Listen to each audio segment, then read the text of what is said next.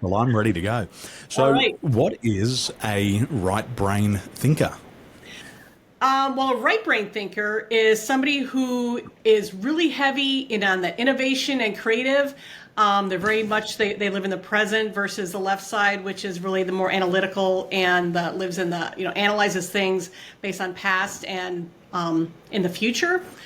So usually people get categorized by being really that artistic person. They get, sold off as, just being that person that's a little flighty or things like that. But really it is about tapping into your whole brain rather than just relying on that logic side. And unfortunately, sometimes it can betray us a little bit with, it's also where a lot of our passion lies and a lot of that, free thinking and possibilities. So it's good to have a good balance and exercise both parts. Well, in preparation for today's podcast, I did an IQ test last night. And I think the last IQ test I did, I was probably about 13. So I thought I'm going to check my IQ because obviously this is something to do more with the left brain. And so I Right. logged onto a free IQ test and they asked me the first question. And it was star plus a square equals a box. So if you have a star plus a square minus a triangle, what do you get? Now, my analytical mind said, what the is that? And so I just clicked out of the four choices. I went to the next one. I was like, a dog plus a cow minus a cat equals. And I went, screw this. This is definitely not for me. Wow. Now, 15 minutes ago, my wife calls me out into the lounge room and says, husband, can you do a tarot reading for the cat? I said, I can do a tarot reading for the cat. So I shuffle the cards and I put my three cards out there and I download the story. And it was all creative and about the future. So, which brain am I using? Oh yeah, a little bit of that right side. Actually, a lot of it. But that's Now, kind of where you are because that is where the creativity and innovation comes from, and I think people need to rely on that a little bit more when it comes to business decisions. I think people do really rely a lot on that logic side to do their problem solving, but it really has to be bound together with both sides to get a really solid answer. well, I was crying at the end of the IQ test because I couldn't figure it out. And my wife's crying at the end of the tarot session. So I know Oh one no. result was better than the other. Now, those words, creativity, intuition, creation, imagination, these are very attractive words to a business owner. So how do right brain thinkers have a future in a business? Or what is the future for right brain thinkers in a business? Well, you know what? That's a really excellent question. And I've been looking into that a lot because I do place a lot of people in creative roles. And we had this whole new innovation that's happening right now that is called AI. And that is breathing really heavy on the backs of the necks of creative people. Because if you're a business owner, why do you need a creative person if you can just type in what you want and the computer's going to magically make things for you? Well, it's really important because we kind of went through a similar revolution when the Macintosh appeared, where everybody thought everybody who designed something was going to lose their job because we now had this computer that was going to make things for us. What it ended up being was a tool. And we have to look at this in the same sort of way. AI is going to just be a tool that creative people can use. And much like when the Macintosh first appeared too, a lot of people thought, I'm going to start making my own logos, my own ads, and it's going to be great. And unless you are really skilled in that, it probably looked rather terrible. If you've ever designed your own logo or tried to make your own business card on the cheap, it's a struggle. You have to still be able to tell the computer what you want. You have to still know how to use the software. And creative people are going to be stepping up to use that AI technology and all the software that goes along with it.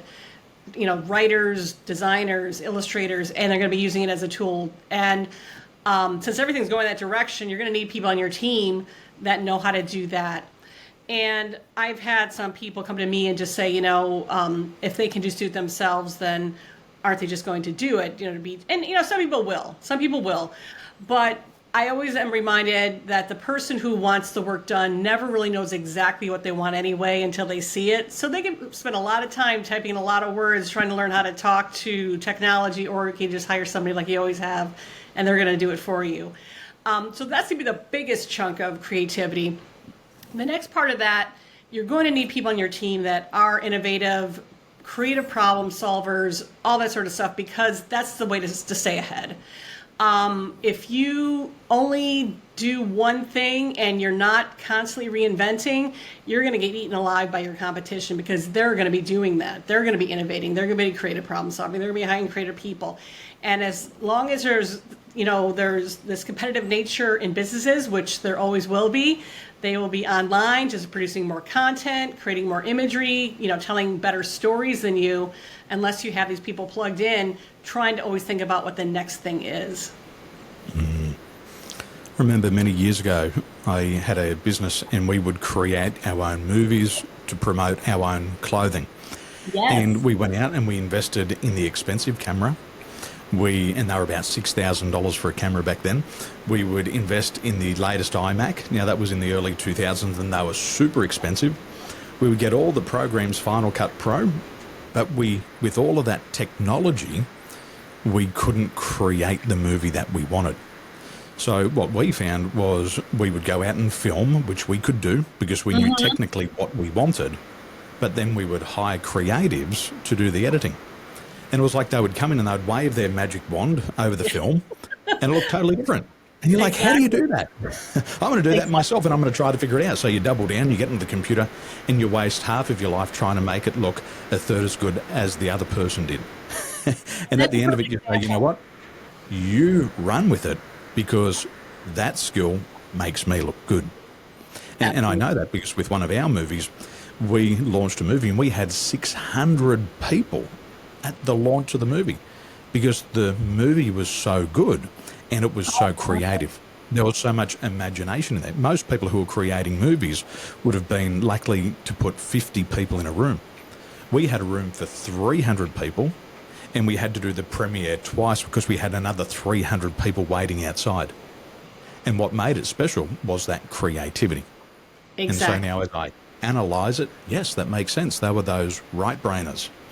They were the imaginatives. They were the creatives. My brother and I would say, we want something like this. Right. But we can't tell you what it is. But if you kind of do that, we're going to be really happy.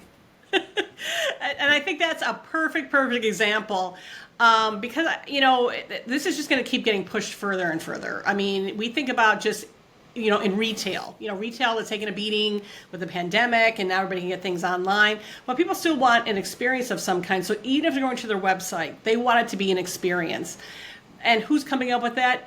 Probably not you. You probably might have a general idea of how you would like people to feel when they get there, but it really does take a professional and somebody who's done this for a while to kind of understand how you're going to get that, the best bang for your buck too. You have such a short period of time to grab somebody, and that's in any business. How do you do that and, leave it to the professionals? There's people that, studied this for 4 years in college and beyond, or have worked in the industry for 20 years, and they know what people respond to. And yeah, definitely lean hard in on those people. My wife and I are very objective. So we think about the end result. The end result, the end result, the end result. And we're also very low in aesthetic. We don't care how it looks, it's just got to function. So we focus on the end result and the function, but there's this big gap of experience. And I believe that experience is so important. We used to own a retail outlet and we would put so much energy and effort into design the shop front window because we knew as those 40,000 people walked past the shop every single week, we had to capture their attention. But we would tend to be like, okay, let's get the best product in the window at the best, lowest price, and that'll draw them in. And then somebody says, no, you've got to dress the window, you're putting too much in there. And so once we figured that out, we got more traffic into the shop. And with COVID, there's less foot traffic at the retail level, but the experience is online. And so I agree that you've got to have that buying experience. Your website is your window display. When they click the button, you're interacting with an experience. And if you enjoy that experience and that aesthetic part, then you're going to stay on that journey for a lot longer. Yeah. And if we can keep people on that journey, it's better. You said something that's really important too, and that is what you want at the end. And as business owners, that's really, really the key that we have to translate to people. It's like, I don't care what you do, but the end result has to be this. and kind of let them figure out part of that too. And, give them details like that. We've done research, this is our customer, and ultimately this is how I want them to feel, what they want them to buy, what they want them to experience, all of that. But if you know that is the most creative part, in a way, that you can deliver to somebody to help you actually visualize it. We have a lot of businesses here in Taiwan that are very low on aesthetic. So 30 years ago when they launched the business, they put the table, the chairs, and they painted the wall. And they've never touched it ever since. Now, in this region of the world, that's totally acceptable. But in other regions of the world where a lot of our customers have business, that's not acceptable. If you don't have the latest table, the latest design, the latest wallpaper, the latest thing on the wall, then the customer's not going to go in there, because what they're looking for is they're looking for that experience. Yes. And I like what you said there. What's the emotion? How do you want the customer to feel? Well, here in Taiwan, I just want you to come in, fill your belly really fast, leave the stuff on the table and get out. Yeah. But in Australia, it's like, I want you to come in and enjoy the whole experience. And instead of charging you $10 for the meal, we're going to charge you $50. But Yes. you will find so much value within Yes. that. And that's really important too, because you have to understand, yes, you can choose to have a very simple format, but you may not be able to charge as much. But if you are creating an experience that people want to return to, guess what? Your product is suddenly worth a lot more. So that's also one thing to really think about too. I mean, you can always run the race of, quantity. We just want to get people in and out, or we want, to have this more, involved experience. Like, you can do that with, women will relate to this maybe more, maybe not, where they will go in and get, a manicure. Then there's places that can do it really quick. You're in and out in like 30 minutes, and, they're still blowing on your hands as you're walking out the door. All right, that's good, get out. And we want to fill out the seats again. And then there's spas where you go, and it's not just changing the nail color. It is a whole, your hand's getting massaged and exfoliated, and there's some tea served and all this sort of stuff like that. And guess who gets to charge more? At least, per hour, I guess. So really, what is the experience you want to have? And some people might really be attracted to that in and out experience. I don't have a lot of time, let's go. And there's some people that want to elevate it and make it something really special. So that's a little bit, again, of the brain power that the business owner can deliver and carry it on through their employees and to their creative people and everything else. And there's a part of the population that we call them individualists. And in their mind, they say, I don't want to serve people. I want to be served. Yes. And so when they go to the spa, they're willing to pay for it. They're willing to say, yes, I know I can cross the street and get my nails done for $50, but I'm prepared to spend $250 over here because I'm going to be served. And one of my clients in real estate, she wrote to me yesterday, she said, my clients are constantly complimenting me on my service, on the experience that they're having with me. She said, what's happening in the industry? Well, there's going to be people who really value that attention and that service and are willing to pay a little bit more. Then you get the other people who just no frills. And I think as we get to understand our businesses, we've got to decide what works best for me. Do I want to have lower numbers but higher fees? Then if that's the case, I'm going to serve this market, and then I have to accept that that market won't want me. Now, it's nothing personal, but if you want to go out there where you want to have huge numbers and low fees, then go and do that. But the people over here won't want that. They're going to self-select.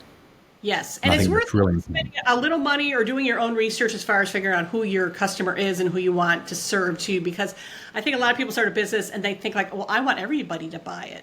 How do I market to everybody? You will save yourself a ton of time and money if you just figure out the smaller part, and then everybody else will kind of collect after that, because you might have that spa person. I'm willing to spend all this money, but you know what? I got to get on a plane in an hour. I'm going to do just a quick. I know this place exists, and I'm going to go over here and just, do a quick manicure, and then I'm out of here. Or I got to get a quick bite to eat, and I'm out of here because I'm pressed for time. But then other times, somebody gets gifted, maybe it's my birthday, and now I'm going to spend the money. Those are the extra people. But to your point, there are the people that I don't want anything less than this experience, or my nails only deserve this much time, or I'm only going to spend this much on clothes. Like, especially if you're in like like trendy period. Like I'll buy, I don't spend a ton on trendy clothes, but I'll spend a ton of money on a nicely tailored outfit that I'm going to wear for a decade. So really figure out who your customer is and have, all your marketing and all your hiring and everything based around that. I love that you brought hiring into it, because one of the things I say to my clients is you should be hiring also from the perspective of your customer. Yes. Because you're going to have somebody, and business people tend to hire them based on the business. They say, hey, we're here for the customer, but they hire based on the perspective of the business. So if we're running a business where we're running the spa, we're charging more, we're working with fewer people, versus having the high turnover business with low cost products, do we hire the same people, or do we have to hire different people to serve different customers? You're the expert in the field. How do you do that? Is it one size fits all, or do you need different people? It is definitely not one size fits all. I mean, let's just use another example of there's a person who's working in a fast food restaurant and how they may carry themselves versus somebody who's working in a fine restaurant. And there's nothing wrong with either one, but one is going to want to really know all the details, want to know all the specifics of their customer, really want to cater to them.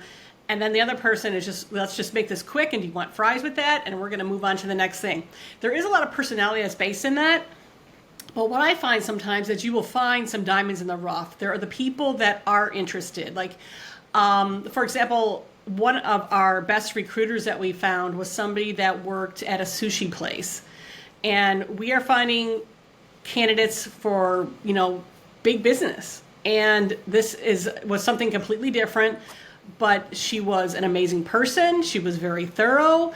She, we're like, oh my God, she's a lot like us. I think she would really fit in here. So what we did is we gave her our business card and said, I don't know if you're looking or if you ever feel like you want to look, but we'd be interested in talking to you. And I'm not 100% sure how long it took, but she does work for us now, and she's one of my favorite people on my team. So, for the most part, there is a kind of a formula for the type of person that you're going for, and you can find that out in the interview. And I can definitely give some tips on how to do that. But sometimes it's just a matter of just seeing who has that potential out there, that you just see, I went to McDonald's and you just made sure that I was really happy with everything I got. And you saw that my kid was crying, and so you just handed them an ice cream cone so they would just feel better. And you went that extra mile. That's a person that might be worth looking at a second time and investing in. When I go to McDonald's, I expect fast service. I don't expect top quality service, but it's got to be friendly. And if they're covered in pimples, which most of them are, I'm cool with that. But when I take my wife out for our anniversary, I don't want pimples all over their face. And I don't want to hear they're getting advice on alcohol from somebody who's underage. Exactly. It's got to be a good fit. Now, I remember when I was working at a restaurant years ago. Nice. I don't know. I worked at a restaurant years ago, covered in pimples, but the meals were $20. Hand it out as fast as you can. So that person, once their face clears up, they could be an amazing person who work at the fine dining. They're working their way up. But I think we kind of know what we're talking about here. We don't have to necessarily get into that further. But there is, because there is a personality difference in people, and some people, like I said, just don't. It's just not their thing. And that's okay. That is really okay. And we always say that then then your job is just somewhere else. And because we do recruiting, we have to be really careful as far as who we place where. Like a great example would be if we have like a large corporation, they're not going to want some gunslinger, for lack of a better term, to come in, rechange their brand, update all their stuff. It's like, what? All that's established. We paid thousands of dollars to have our brand established, and you're going to come in and you're going to follow orders. And there are people that are outstanding at that. And then might be a smaller company that wants somebody who's more of a jack of all trades. I mean, that could do it all. And that's a totally different personality. It's like there's a lot of people that would like to work within the rules, just tell me what I need to do. And then there's another person that's like, I just want to go crazy.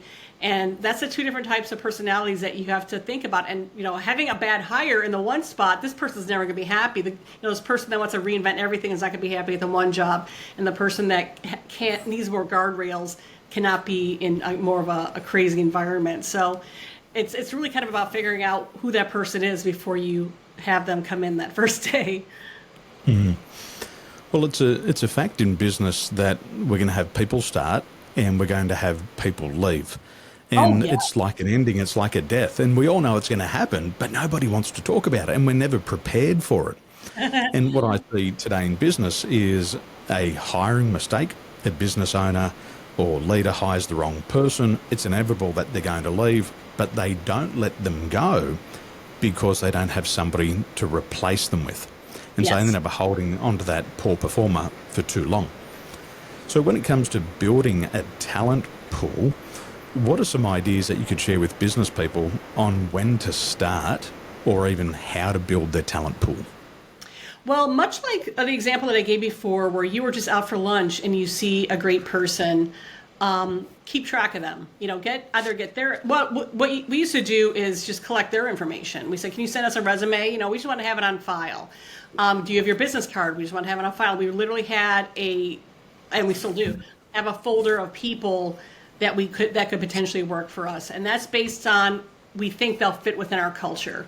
We can dig a little deeper once the opportunity comes up and see if they're a right fit, but just kind of collecting. And it's really about relationship building in almost everything all the time. One of the things that I always like to advise people that do own a business, for example, is always have a great relationship with a banker. And not just one banker, but maybe 5 bankers, because the one bank might not be able to help you, but if you already know 5 other people that will take your call, you're set. It's the same thing with recruiting. It's the same thing with getting customers. It's like, you're not going to buy from me now, but you are going to buy from me someday. That's what I always tell people. And so with the people that I really want them to work for me, it's just like, I'm sure you're really happy now, but if there comes a time where you want to make a change, this is what we do. And we start collecting people that way. Another way that we also, try and find a great network of people is we go to events where the people that might be a fit for us would be at and pretty much do kind of the same thing.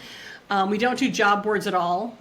We do post on LinkedIn. I mean, that's probably like the only social media that we do. And a lot of it is reaching out to the people that we already know. What's really great about that is that it's very rare where someone's going to recommend somebody to you that is terrible. If you know them and they know you and you say, you know what, I'm looking to hire somebody, they'll say, you know what, I know somebody who's perfect. So that's super helpful. The other thing that we do too, when we reach out to some people, we will we want you, Daniel, to work for us. What we will say is, you know what, Daniel, we have this position and you would be great for it, but I know you're working.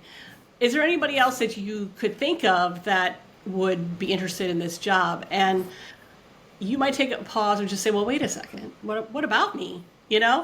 And so you can kind of target people directly in that regard just by kind of dropping a line to see if they're going to bite. And if not, they're going to recommend somebody who's also really cool. So it's all about that relationship building, and you do it constantly. And that's just having conversations with people, just posting something on LinkedIn once or twice a week because something's coming up. It might be going to networking events and just saying, oh, here's what we do. Do you know anybody? I'm just collecting names at this point. It's so much better to try and find somebody when the pressure is not on, when that person has already walked out the door, to have somebody kind of in your arsenal that you just say, you know what, let's do this. Can you come in and meet with me? One thing I've noticed about living here in Taiwan, we do a lot of preventative medicine. So we have Chinese medicine. So we're constantly going to the doctor when we're healthy. And that's to avoid illness. But in the West, there's not a lot of preventative medicine. When people are sick, they then go to the doctor.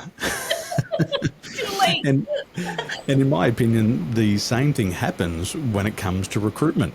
They know that somebody's going to leave the business. They know turnover is inevitable, but it's only once the person leaves that they go, we need a recruiter. Right. We need somebody. In your opinion and through your experience, when should a business start to build a relationship with a recruiter? It's the same thing as with a banker, all the time. And you should know at least 5 different ones, perhaps, because you can get them all. It's pretty rare anymore where somebody signs an exclusive, like you're the only company we're going to hire. That used to be the thing all the time, but now nobody really does that. But if you run into that situation, again, if you know 5 different recruiters, some might have specializations, and that's going to make it a lot easier. They're going to get they have a better understanding of what you want. They're going to get a little more fine-tuned on who they can search for, rather than a company that does everything. But that doesn't mean that person who's working for you, that recruiter that you really connected with, doesn't understand you. So if you already have a relationship, then you know they understand your business, that phone call is a really, really easy one. We sometimes encourage people just to get a contract in place ahead of time. That way, if you have to go through legal, you get a chance to just really kind of digest it if you're going to read it yourself. Rather than, again, being in that panic mode, you can predetermine what the rates are going to be ahead of time. So again, you're not, I will pay you anything if you find me somebody. You're not so desperate. You can do it with a clear mind.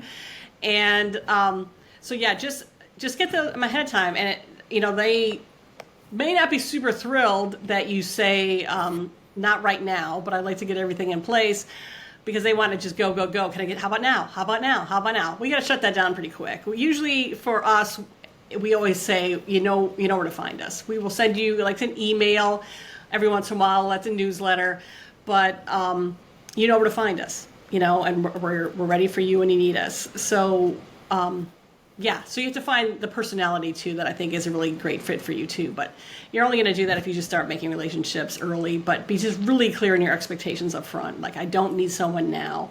And if I get too pushy, it's like, you know what, no, I'm not going to call you because now you're just annoying me. And I got 4 other people I can call instead. So